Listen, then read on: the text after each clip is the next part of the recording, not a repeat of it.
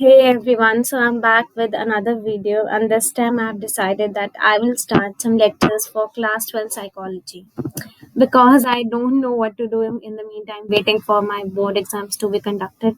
So I've decided that I will start some lectures, and today we have the very first lecture of chapter 1, and this is going to be an explanation in both Hindi as well as English, so don't worry. Words से हम लोग meaning समझना start करते हैं. Variations in psychological attributes. Psychological attributes वो characteristics जो हर एक individual में प्रेजेंट होते हैं. मेनली इनके अगर हम इन्हें 3 बॉक्सेस में डिवाइड करते हैं, अज्यूम करते हैं 3 बॉक्सेस है. फर्स्ट है बिहेवियर, सेकेंड है हम कॉग्निशन. कॉग्निशन मतलब जितने भी थॉट प्रोसेसेस हमारे माइंड में होते हैं. थर्ड आ जाता है इमोशंस, हमारी जो फीलिंग्स होती हैं, एंगर, रेज, लव, ये सारी फीलिंग्स जो होती हैं. तो ये 3 बॉक्सेस हो गए और इनमें बहुत सारे मिनी पार्ट्स, मिनी एट्रीब्यूट्स और बहुत सारे आते हैं. तो ये 3 मेन बॉक्सेस हो गए और यही होते हैं साइकोलॉजिकल एट्रीब्यूट्स. मैं सबसे ज़्यादा इम्पोर्टेंट चीज़ें बताऊंगी इस चैप्टर में बिकॉज ये लेंथी एक्सप्लेनेशन नहीं होने वाला है, ऐसा मैं ट्राई कर रही हूँ. तो बहुत ही इंपॉर्टेंट चीज़ें देखेंगे कि फर्स्ट इंडिविजुअल डिफरेंसेस क्या होते हैं. राइट, इंडिविजुअल डिफरेंसेस, नेम से समझ में आ रहा है इंडिविजुअल और उनके बीच के डिफरेंसेस. अब साइकोलॉजी में एक बात बहुत इंपॉर्टेंट है कि जो डेफिनेशंस हैं अगर एज इट इज याद कर ली हैं तो आपके मार्क्स कहीं पे भी नहीं जा सकते हैं, बिल्कुल भी नहीं. और डेफिनेशंस भी याद करने का यही तरीका कि इसमें कुछ की टर्म्स होते हैं. जैसे यहाँ पे है individual differences refer to distinctiveness and variations. Distinctiveness कुछ डिफरेंट होना, वेरिएशंस अलग होना सब में, अमंग्स पीपल्स कैरेक्टरिस्टिक्स, लोगों के जितने भी कैरेक्टरिस्टिक्स हैं उनके बीच में कुछ अलग होना, वेरिएशंस होना, यूनिकनेस होना, एंड बिहेवियरल पैटर्न्स, और सबके बिहेवियर में डिफरेंसेस होना. ये बहुत कॉमन चीज़ है, अच्छे से समझ में आ ही जाएगा क्योंकि हम सब अलग है. कोई फैट है, कोई थिन है, किसी का स्किन कलर फेयर है, कोई डार्क है, और कोई पढ़ने में बहुत अच्छा है, कोई डांस में, कोई सिंगिंग में अच्छा है. सबके बिहेवियर पैटर्न अलग है. कोई किसी को गुस्सा ज़्यादा आता है, कोई शाय है बहुत ज़्यादा, कोई एक्सट्रोवर्ट है, कोई इंट्रोवर्ट है. सो ये डेफिनेशन ऐसे लर्न कर लो एकदम और आपको फुल मार्क्स बिल्कुल मिलेंगे. नेक्स्ट इम्पॉर्टेंट है सिचुएशनिज्म. Situationism, it states that situations and circumstances influence one's behavior. ये भी ऐसे याद करनी है डेफिनेशन कि सिचुएशंस जो होती हैं हमारी डे टू डे लाइफ में जो आती हैं उनकी वजह से हमारा बिहेवियर बहुत ज़्यादा इन्फ्लुएंस होता है. फॉर एग्जाम्पल, जैसे मैं अपना एग्जाम्पल लेती हूँ, मैं बहुत ही हैप्पी को लकी पर्सन हूँ, बहुत मैं खुश रहती हूँ. बट अगर मेरी फैमिली में कोई प्रॉब्लम होती है इस कोविड सिचुएशन पे फॉर एग्जाम्पल, तो मेरा जो बिहेवियर है काफ़ी ज़्यादा टेंस्ड हो जाएगा, मैं परेशान रहने लग जाऊंगी. सो सिचुएशंस जो होती हैं वो ह्यूमन बिहेवियर को इन्फ्लुएंस करती हैं, इसका यही मतलब है बस. नेक्स्ट आ जाता है situationist perspective, which views that human behaviour relatively is a result of influence of external factors. Same चीज़ है बट लैंग्वेज इसकी अलग है, बट ये भी हमें याद करना पड़ेगा कि ये एक पर्सपेक्टिव, एक व्यू है, एक थॉट है कि सिचुएशंस और सर्कमस्टांसेस जो हैं, एक्सटर्नल फैक्टर्स यहाँ पे वर्ड यूज़ किया गया है, वही सिचुएशंस और सर्कमस्टांसेस के लिए कि एक्सटर्नल जो फैक्टर्स होते हैं वो ह्यूमन बिहेवियर को बहुत ज़्यादा ही इन्फ्लुएंस करते हैं. वही एग्जांपल जो मैंने बताया, एक पर्सन अगर बहुत ज़्यादा खुश रहता है, कोई प्रॉब्लम होगी तो वो दुखी तो हो ही जाएगा. नेक्स्ट चीज़ हम आते हैं असेसमेंट. मैं मोस्ट इम्पॉर्टेंट चीज़ें बता रही हूँ तो कोई भी ये मत बोलना कि मैंने फुल चैप्टर कवर नहीं किया है. इन शॉर्ट ये फुल चैप्टर ही कवर हो रहा है, मोस्ट इम्पॉर्टेंट चीज़ें. सो असेसमेंट जो है, it refers to the measurement of psychological attributes of individuals and their evaluation using multiple methods in terms of certain standards of comparison. Assessment क्या होता है? असेस करना, कुछ चीज़ मेजर करना, राइट. असेसमेंट जो है साइकोलॉजिकली हम देखें तो ये एक मेजरमेंट है साइकोलॉजिकल एट्रीब्यूट्स का.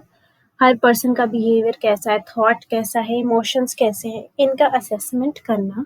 ओके, डिफरेंट इंडिविजुअल्स का डिफरेंट मल्टीपल मेथड्स यूज़ करके कई सारे स्टैंडर्ड्स के बेसिस पे, क्योंकि हमें पता है कि स्टैंडर्डाइज और बहुत ज़्यादा ऑब्जेक्टिव होता है साइकोलॉजिकल जितने भी टेस्ट वगैरह कंडक्ट होते हैं, ऐसे ही नहीं हो जाते, कोई भी नहीं कर सकता. प्रॉपर साइकोलॉजिस्ट ही कर सकते हैं, लैबोरेटरीज में करते हैं. तो ये बहुत ज़्यादा स्टैंडर्डाइज भी होता है। तो वही ये असेसमेंट की बात हो रही है। असेसमेंट जो है 2 टाइप्स क्या होता है, informal versus formal.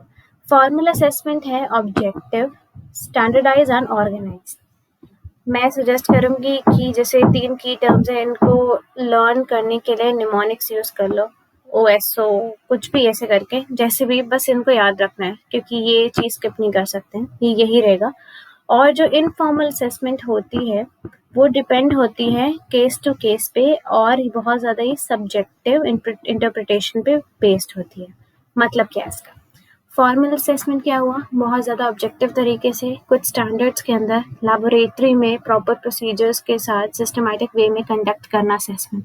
Informal assessment क्या हुई, जो केस बाय केस पे डिपेंड होता है। इसमें हम लोग कोई टेस्ट नहीं कंडक्ट करते हैं, सब्जेक्टिव चीज़ें होती है। सब्जेक्टिव चीज़ें वो जो कि हम इंटरप्रेट नहीं कर सकते हैं, जो कि हम, जैसे कोई पर्सन है उसको बहुत ज़्यादा गुस्सा आ रहा है, राइट, तो ये गुस्सा एंडलेस भी हो सकता है और बहुत ही माइनर भी हो सकता है, तो हम इसे कोई स्कोर नहीं दे सकते हैं, राइट।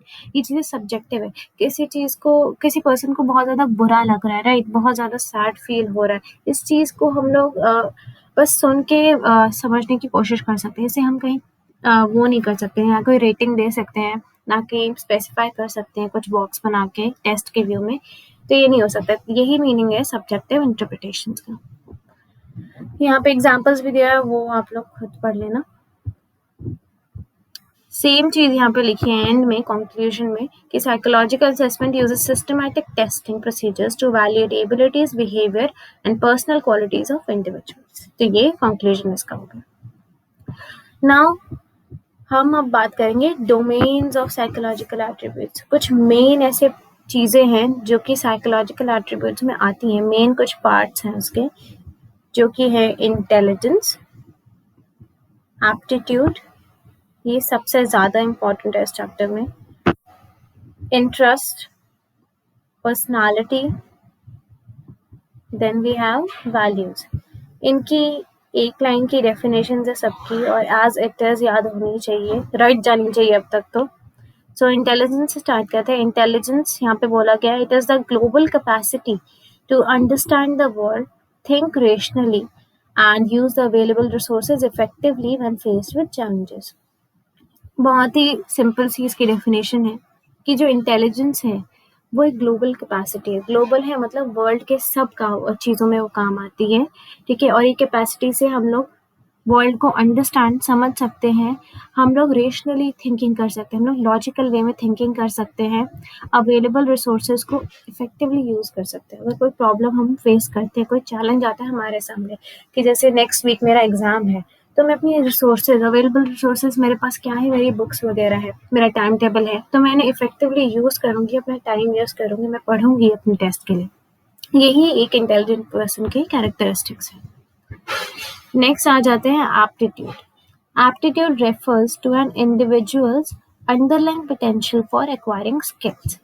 एप्टीट्यूड एक पर्सन का अंडरलाइंग पोटेंशियल, मतलब अंदर दबा हुआ एक पोटेंशियल, एक उसमें कैपेबिलिटी है कि वो कुछ स्किल्स को एक्वायर कर सकता है। फॉर एग्जाम्पल, जैसे मेरे अंदर सिंगिंग का एप्टीट्यूड है, राइट, और अगर मैं उसको और ज़्यादा रिफाइन करूँगी तो मैं उस स्किल को एक्वायर कर लूँगी और मैं उसमें और बेटर हो जाऊँगी। तो मेरे पास ये एप्टीट्यूड है, मेरे पास ये पोटेंशियल है। नेक्स्ट आ जाता है इंटरेस्ट।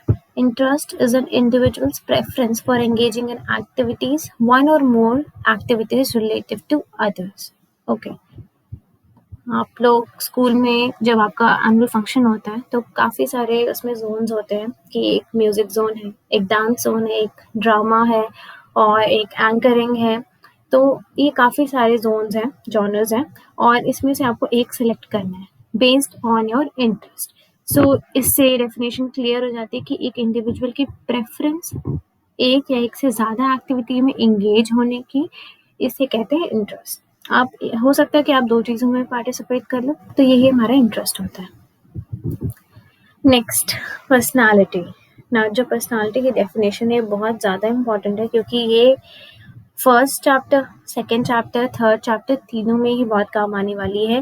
तो ये जो ये वाली डेफिनेशन है यहाँ पे, ये सबसे ज़्यादा इजी है, और ये याद हो गई तो एकदम यू आर सॉर्टेड, कि personality refers to the relatively enduring characteristics of a person that makes her or him distinct from others.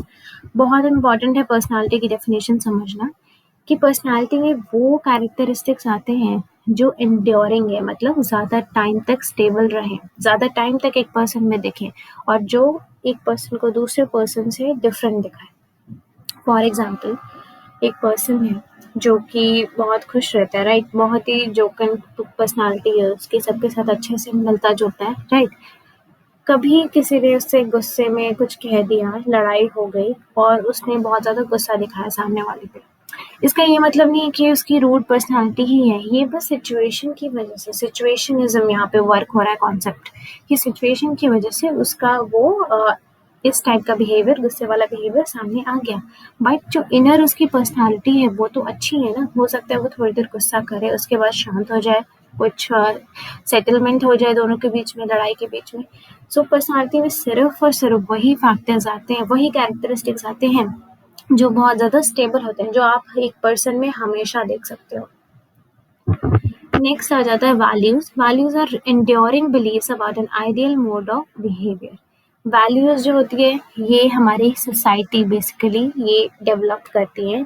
Society हमें बताती है कि आइडियल मोड ऑफ बिहेवियर क्या है, कि हमें अच्छे से बात करनी चाहिए, बड़ों की एल्डर्स को हमें उनकी रिस्पेक्ट करनी चाहिए, अपने पेरेंट्स से सही से बिहेव करना चाहिए, अपने छोटे भाई बहनों का ख्याल रखना चाहिए और टीचर्स की रिस्पेक्ट करनी चाहिए, सबके साथ शेयर करनी चाहिए चीज़ें. ये सारे आइडियल मोड ऑफ बिहेवियर है और इससे हटके अगर कुछ पर्सन करता है तो वो पर्सन को हम क्या बोलेंगे वो हम चैप्टर 4 में देखेंगे.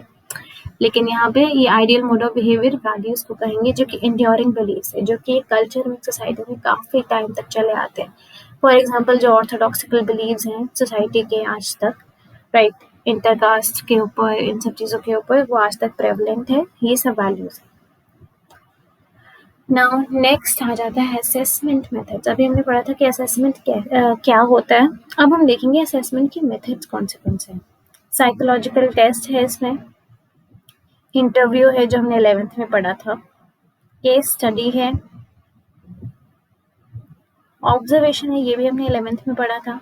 नेक्स्ट है सेल्फ रिपोर्ट. तो ये सारे assessment method. Okay, psychological test से स्टार्ट करते हैं. तो साइकोलॉजिकल टेस्ट, इसकी भी डेफिनेशन है, इसे एज इट इज याद करना है कि ये एक ऑब्जेक्टिव और स्टैंडर्डाइज प्रोसीजर है जिसके थ्रू हम इंडिविजुअल की मेंटल और बिहेवियरल कैरेक्टरिस्टिक्स रिकॉर्ड करते हैं. इसमें समझाने वाला क्वेश्चन नहीं है, डेफिनेशन याद करनी है बस. नेक्स्ट है इंटरव्यू. ये भी पता है हमें कि seeking information on 1-to-1 basis. However ये जो 1-to-1 बेसिस लिखा है ये ही सिर्फ रिस्ट्रिक्टेड नहीं है, इस तक 1-to ग्रुप बेसिस भी होता है. हमने देखा है जब हम जॉब के लिए इंटरव्यू देने जाते हैं तो एक पर्सन एक ग्रुप को इंटरव्यू देता है अपना, राइट. तो लेकिन इस डेफिनेशन के अकॉर्डिंग हमें यही लिखना होगा कि seeking information from a person on 1-to-1 basis. तो ये इंटरव्यू हो गया. इंटरव्यू 2 टाइप का होता है, ये मैं एडिशनली बता रही हूँ, अगर लिखने को आए आंसर राइटिंग में हमें हमेशा ज़्यादा ही लिखना पड़ता है, राइट. सो इंटरव्यू 2 टाइप का होता है, फॉर्मल वर्सेस इनफॉर्मल. जो फॉर्मल इंटरव्यू होता है, आई एम सॉरी मैंने गलत बोल दिया, स्ट्रक्चर्ड वर्सेस अनस्ट्रक्चर्ड, पर हम इसे फॉर्मल इनफॉर्मल भी लिख सकते हैं. हाउएवर स्ट्रक्चर्ड एंड स्ट्रक्चर्ड ज़्यादा बेटर है. स्ट्रक्चर्ड इंटरव्यू वो होता है जिसमें जो लिस्ट ऑफ आइटम्स, जो क्वेश्चंस होते हैं वो पहले से ही स्ट्रक्चर्ड होते हैं, फिक्स्ड होते हैं, उनमें कोई भी हम अमेंडमेंट्स नहीं कर सकते हैं. इंटरव्यूअर जो होता है, इंटरव्यू से क्वेश्चन पूछते टाइम उसमें कोई भी अमेंडमेंट्स नहीं कर सकता है. अनस्ट्रक्चर्ड वो होता है जिसमें इंटरव्यूअर जो होता है वो लिस्ट ऑफ आइटम्स को अपने हिसाब से उसमें चेंजेस कर सकता है, डिफरेंट टाइप ऑफ क्वेश्चंस पूछ सकता है. नेक्स्ट आ जाता है case study. It is an in depth study of individual in terms of her or his psychological attributes, psychological history in context of his or her psychosocial and physical environment. इस definition को मैंने थोड़ा सा short किया है, मैंने अपने words में लिखा है कि it is an in depth study of a person in terms of psychological attributes and psychological history. इतना भी चलेगा आई थिंक, बिकॉज ये बहुत ज़्यादा इम्पोर्टेंट नहीं है, क्योंकि आई थिंक क्योंकि केस स्टडी इस साल प्रैक्टिकल से भी हट गया है तो इसकी डेफिनेशन में थोड़ा सा चेंजेस कर सकते हैं. कि इन डेप्थ स्टडी है एक पर्सन की, उसके साइकोलॉजिकल एट्रीब्यूट्स के बारे में और उसकी जितनी भी पास्ट साइकोलॉजिकल हिस्ट्री रही है उसके बारे में। नेक्स्ट आ जाता है ऑब्जर्वेशन। ऑब्जर्वेशन क्या होता है? It involves employing systematic, organised and objective procedures to record behavioural phenomena occurring naturally in real time. Observation, किसी चीज को ऑब्जर्व करना, पर्सन को ऑब्जर्व करना, राइट। तो ऑब्जर्वेशन भी जो है बहुत ज़्यादा सिस्टमैटिक है, ऑर्गेनाइज्ड है, ऑब्जेक्टिव प्रोसीजर है जिससे हम पर्सन का बिहेवियर रिकॉर्ड कर सकते हैं जो कि रियल टाइम में नेचुरली अकर हो रहा है। ऑब्जर्वेशन भी दो टाइप्स का होता है। ऑब्जर्वेशन होता है हमारा formal versus naturalistic versus control, right. ये भी 11th में पढ़ा था, मैं रिकॉल कर पा रही हूँ अभी। नेचुरलिस्टिक आई थिंक नेचुरलिस्टिक वो होता है जिसमें नेचुरल फिनोमेना रिकॉर्ड करते हैं। फॉर एग्जांपल हमारी क्लास टीचर, हम टेस्ट दे रहे हैं, क्लास में बैठे हुए हैं और क्लास टीचर हमारी हम लोग को ऑब्जर्व कर रही टेस्ट देते हुए, तो ये नेचुरल ऑब्जर्वेशन है, राइट। नेक्स्ट आ जाता है इसका पार्ट कंट्रोल। कंट्रोल मतलब जैसे एक साइकोलॉजिकल लैबोरेटरी में एक साइकोलॉजिस्ट ने एक पर्सन को बिठाया हुआ है, उसे और उस पर्सन को भी पता है कि उसका ऑब्जर्वेशन असेसमेंट होने वाला है, राइट। तो पर्सन उसका ऑब्जर्वेशन कर रहा है, साइकोलॉजिस्ट। तो ये दोनों इसके टाइप्स हैं। इनके डिसएडवांटेजेस भी हैं, वो इनकी डेफिनेशन से समझ आ रही हैं कि ये बहुत ज़्यादा बायस्ड है क्योंकि जो पर्सन है जिसका ऑब्जर्व किया जा रहा है, अगर नेचुरलिस्टिक वे में उसे ऑब्जर्व किया जाएगा तो the very fact that someone is observing him or her will make some changes in his or her real behaviour, और जो पर्सन देखना चाहता है ऑब्जर्वर, उस पर्सन में उसका बिहेवियर वो जो रियल वाला है वो दिखेगा नहीं, वो हो सकता है चेंजेस कर ले अपने बिहेवियर में अप्रोप्रिएट मोर दिखने के लिए। ये सेम चीज़ कंट्रोल वाले में भी आते हैं, साइकोलॉजिस्ट के सामने ज़्यादा अप्रोप्रिएट देखने के लिए हो सकता है कुछ चेंजेस आ जाए बिहेवियर में और सही ऑब्जर्वेशन ना हो पाए, तो ये डिसएडवांटेजेस हो गए। नेक्स्ट आ जाता है self report. Self report, it is a method in which a person provides factual information about herself or himself and the opinions beliefs that she or he holds. Self report जो है इसमें क्या करता है, जो एक इंडिविजुअल होता है अपने आप की फैक्ट्स, कुछ इन्फॉर्मेशन प्रोवाइड करता है जो जिसमें आ जाते हैं उसके ओपिनियंस, सारे उसके बिलीव्स, क्या क्या वो सोचता है, वो सब चीज़ें उसमें आ जाती है। सिंपली इसकी डेफिनेशन लर्न करनी है। नाउ आई थिंक काफ़ी ज़्यादा लंबा ये लेक्चर हो चुका है, मैं नेक्स्ट पार्ट भी इसका बनाऊंगी। 3 पार्ट्स में आई थिंक ये चैप्टर कंप्लीट हो जाएगा क्योंकि थ्योरीज ऑफ इंटेलिजेंस काफ़ी बड़ी है। So I think this video is now dismissed, और यहाँ तक की लेक्चर था। And thank you all for watching this video. If you found this beneficial then keep on watching this class 12th psychology series, and thank you so much, and I'll see you guys in the next video. Thank you.